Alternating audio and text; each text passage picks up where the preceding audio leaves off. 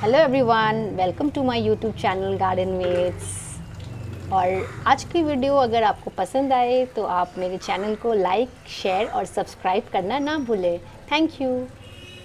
तो आज हम बात करेंगे इस बेगम बहार प्लांट के बारे में। इसे प्रिंसेस फ्लावर या फिर पर्पल ग्लोरी भी कहा जाता है। ये प्लांट अगर आप मिट्टी में ऐसे लगा दें तो ये बहुत तेज़ी से जैसे वीड होता है ना, वैसे ये फैल जाएगा। तो इसे कंट्रोल करने के लिए अच्छा है कि आप इसे ऐसे एक पॉट में लगाएं तो बेहतर होगा। और इसकी हाइट जहाँ तक बात करें तो ये प्लांट अगर इसे अच्छे से सॉइल और अच्छे से जो उसकी ग्रोइंग कंडीशंस हो तो ये आपका 10 से 12 फीट तक ऊंचा होता है ये प्लांट। लेकिन अगर आपको इतना ज़्यादा हाइट नहीं चाहिए तो आप इसे टाइम टू टाइम प्रूनिंग करते रहिए। तो क्या है कि ये प्लांट बुशी होगा और उतना ज़्यादा ऐसे फ्लावरिंग भी करेगा। जहाँ तक इसकी सनलाइट की रिक्वायरमेंट की बात है तो ये सन लविंग प्लांट है। तो आप इसे अच्छे से सनी स्पॉट में रखिए जहाँ पर इसे 5 से 6 घंटे की धूप मिलती हो। हाँ, लेकिन जब समर्स हो ना, तो जब बहुत तेज़ धूप होती है तब इसे थोड़ा सा आप शेडी एरिया में ले जाइए, सेमी शेडी एरिया में। तो क्या है ना कि वरना इसके पत्ते जलने लगते हैं, ब्राउन होने लगेंगे। और जब बहुत सर्दी का मौसम आए तब तो आप इसे इंडोर ही ले जाइए, एक अच्छे से विंडो या कोई ऐसी जगह में जहाँ पर थोड़ी सी धूप मिले वैसी जगह में रखिए, क्योंकि ये ज़्यादा सर्दी भी बर्दाश्त नहीं करता है। ये प्लांट बेसिकली आपको समर से ऑटम तक फ्लावरिंग करेगा। विंटर्स में थोड़े कम फूल आएंगे, जैसा कि मैंने कहा इसे ज़्यादा सर्दी पसंद नहीं है। जहाँ तक मिट्टी की बात करें तो आप इसे नॉर्मल गार्डन सॉइल और कंपोस्ट में ग्रो कर सकते हैं। इसे वैसे मॉइस्ट सॉइल काफ़ी पसंद है। तो आप क्या करें ना, समर्स के मंथ में आप इसमें मल्च दे दीजिए ऊपर में। क्या है कि वो सॉइल को मॉइस्ट भी रखेगा और ठंडी भी रखेगा। तो वैसे ये प्लांट अच्छे से ग्रो करता रहेगा। जहाँ तक इंसेक्ट की बात करें तो इसमें वैसे तो इंसेक्ट अटैक होता नहीं है, लेकिन ध्यान रखिएगा कि इसमें मिल्ड्यू या फिर एम्फिड्स हो सकते हैं। बहुत रेयर है, अभी तक तो मेरे प्लांट में नहीं हुआ है ऐसा। तो आप उसमें बेस्ट है नीम ऑयल और माइल्ड सोप सोल्यूशन का स्प्रे डाला करें हर 15 दिन में। अपने सारे प्लांट्स को ही दे तो ये क्या है ना, इसमें ऐसे कुछ इंसेक्ट अटैक नहीं होंगे। ये प्लांट एक हैवी फीडर है, तो इसे आपको टाइम टू टाइम बहुत ही ज़्यादा खाद देने की ज़रूरत है, क्योंकि देखिए हर एक ब्रांच में इतने सारे बर्ड्स आते हैं इसमें। तो इसे कंपोस्ट तो देना बहुत ही ज़रूरी है। मैं इसमें एनपीके देती हूँ। एनपीके इस प्लांट के लिए बहुत अच्छा है, ये बहुत सारा फ्लावरिंग करता है।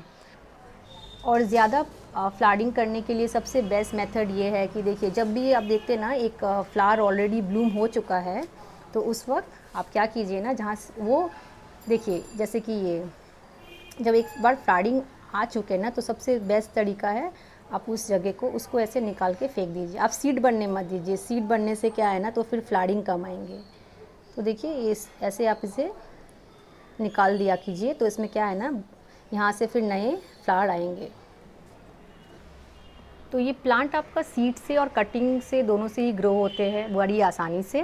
तो जब भी लेट समर्स हो, इसमें फूल आना कम हो जाए, तो क्या है ना, तो आप ऐसे सीड कलेक्ट करके यहाँ से आप अपनी फ्रिज में स्टोर कर लीजिए। और जैसे ही स्प्रिंग का मौसम आए ना, तो आप उस प्लांट को लगा दीजिए। ज़्यादा बड़े पॉट में लगाने की ज़रूरत नहीं है। एक छोटे से पॉट में, जैसे मैंने कहा, गार्डन सॉइल और कंपोस्ट मिलाकर, आप उसमें सैंड भी मिला सकते हैं, क्योंकि एक वेल ड्रेन सॉइल होना बहुत ही ज़रूरी है। तो उस कंपोस्ट में आप सीड लगा दीजिए, और जैसे ही आपका प्लांट 2 से 3 इंच बड़े हो जाए, उसके बाद आप उसे धूप में रख दीजिए। तो ये बेसिकली सारे प्लांट्स के लिए कॉमन है। आप जब भी सीड से या कटिंग से प्लांट लगाते हैं तो आप उसे पहले इंडोर रखिए, जब तक वो 2-3 इंच बड़ा ना हो जाए, उसके बाद ही आप धूप में रखिएगा। और जहाँ तक कटिंग की बात है तो आप इसे सॉफ्ट कटिंग या हार्ड कटिंग से लगा सकते हैं। तो सॉफ्ट कटिंग क्या है, जब स्प्रिंग का मौसम होता है ना, तो ये सारे जो इसके आप स्टेम्स देख रहे हैं, ये बहुत ही ग्रीन और बहुत ही नाजुक टेंडर स्टेम्स है।